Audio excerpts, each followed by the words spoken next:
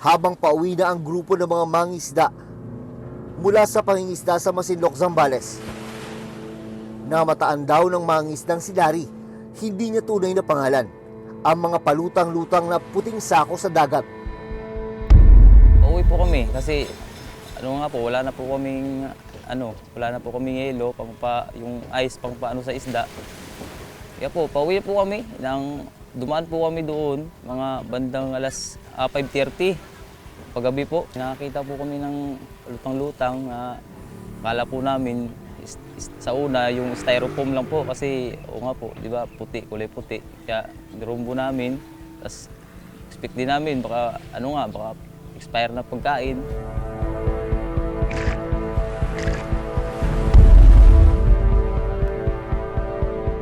At nang kunin at buksadan ng grupo ang mga sako.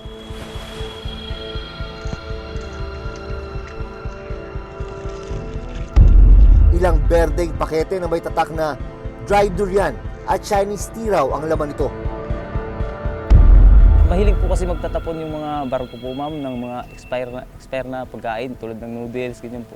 Yung mga baka inisip ko po na baka ganun nga po, baka pagkain o yung nakasako po kasi. Sinubukan pa raw balatan ng kapitan ng bangka na si Romel. Hindi niya tunay na pangalan ang mga pakete. Yung kulay puti na buo siya, ma'am. Hindi siya durog, buo siya na parang yung kristal. Yung nga po sila, baka tawas daw po. Drawing siya na takore, yung sa pakete. Pero English siya, ma'am, pero may sign siya na Chinese. Pero yung may English na nakasulat doon na special Chinese tea. Dito na raw nagsimulang maghinala ang grupo. Parang familiar sa kanila, ma'am, na droga nga daw.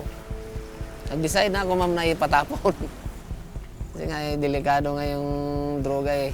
Sila ang ayaw, ma'am, yung mga tao ko, ayaw ipatapon na dalhin daw sa tabi para malaman kung droga pa talaga.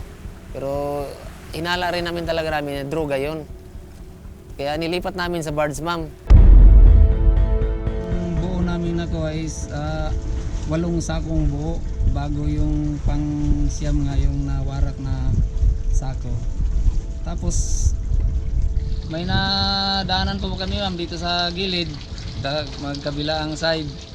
Hindi na namin yun nakuha, mga mahigit pa 20 sako pa. Pagdating sa kanilang bayan sa Mariveles, Bataan, inireport ni Larry at Kapitan Romel sa mga otoridad ang mga nakuha nilang palutang-lutang na sako sa dagat.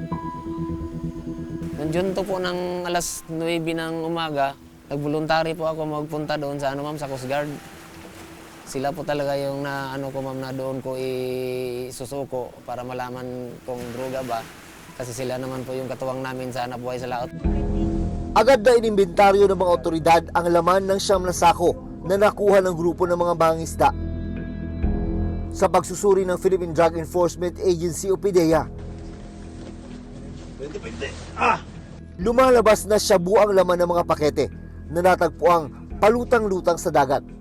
Nasa 222 kilograms po ang approximate na bigat. Tapos nasa 1.9 billion ang estimated standard price. Binigyan natin sila ng police visibility sa area kung saan sila.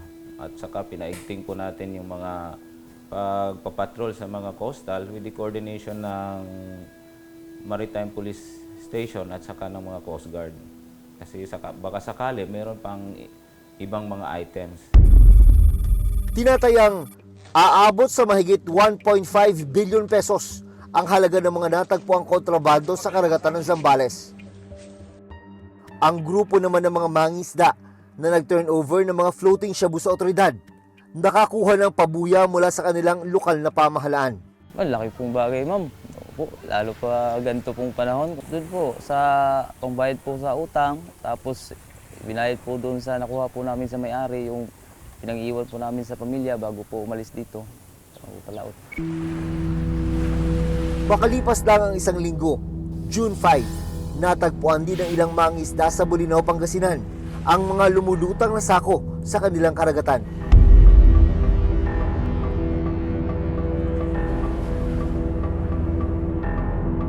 Agad nila itong inireport sa Philippine Coast Guard o PCG Northwestern Luzon na nagpapatrolya noon sa karagatan. Saan yung nakuha banda? Dito. Binuksan na namin sir, naka-shield kasi to para malaman. Pero wala kayong tinago ah. Andyan lahat. Andyan lahat. Walang laman yung tatlo. Sige. Siya po to sir, siya po. Hindi. Ano pa naman yan? I-check pa lang. I-check pa lang yan. Ganjubay. Isinampas sa barko ng Philippine Coast Guard ang sakong nakuha ng mga mangisda. Tigasan mo, sir. Pero sa patuloy na pagpapatrolya ng PCG sa karagatan, isang sako pa ang namataan nilang palutang-lutang sa dagat. Pangalawang sako for the day. Ay, di abot. Play na lang, Kap. Kap,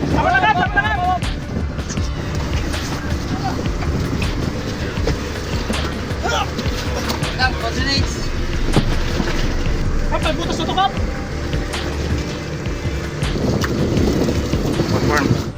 Maya-maya pa, ilang mga palutang-lutang na sako pa ang papalapit sa kanilang bangka.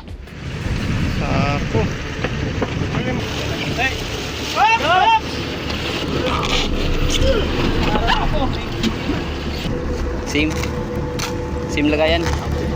Okay. Sim. Yan. Parehas. Parehas. Okay. Gaya ng mga nabingwit na mga mangisda sa Zambales, mga berdeng pakete rin ang laman ng mga sako. At nang buksan, ito ang tumambad sa mga otoridad.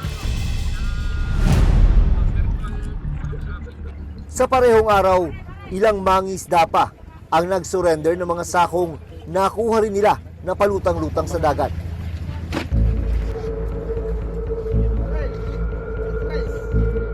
Sabay-sabay itong pinroseso ng mga otoridad. Hindi nakapalaot yung bangka na susundo dahil sa masamang panahon, biggest lead is alam na namin kung sino yung susundo. Pero yung pagpunta niya doon sa pangalawang attempt, meron na mga floating shabu. Aabot sa 6.5 billion pesos ang kabuang halaga ng mga kontrabandong mula sa karagatan ng Pangasinan. Nag-umpisang makuha sa Zambales. Zambales, then yan na, doon sa Pangasinan. Then Ilocos Sur, Ilocos Norte, now Cagayan, ngayon Batanes. Pero ang titignan mo dito, bakit napakarami sa Pangasinan? Kasi napakarami naman talagang fishermen na talagang pumapalaot at yun ang hanap buhay nila. Even yung mga nakukuha natin dito noon, ganun din yung mga kanyan, yung mga packaging niya, mga Chinese characters, ganun na ganun. Nung nakuha ba ng mga mangingisda yun, meron talaga silang idea agad-agad na, uy, shabu yan, o yung iba clueless? Yung mga iba alam na. Pero yung mga iba hindi, kiniluto pa eh.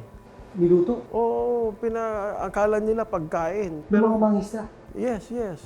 Eh, nung lutuin, na-dissolve lahat. Wala. Doon na sila nagkaroon ng idea na tinawag sa PNP, tinawag doon sa barangay na ito. Nung makita ng packaging, parehas yan doon sa mga sinurrender. Doon lang sila nagkaroon ng idea. Ang kabuang halaga ng mga nakuhang iligal na droga sa Ilocos umabot sa halos 435 million pesos. 400 million pesos naman ang halaga ng mga nasabat sa karagatan ng Cagayan.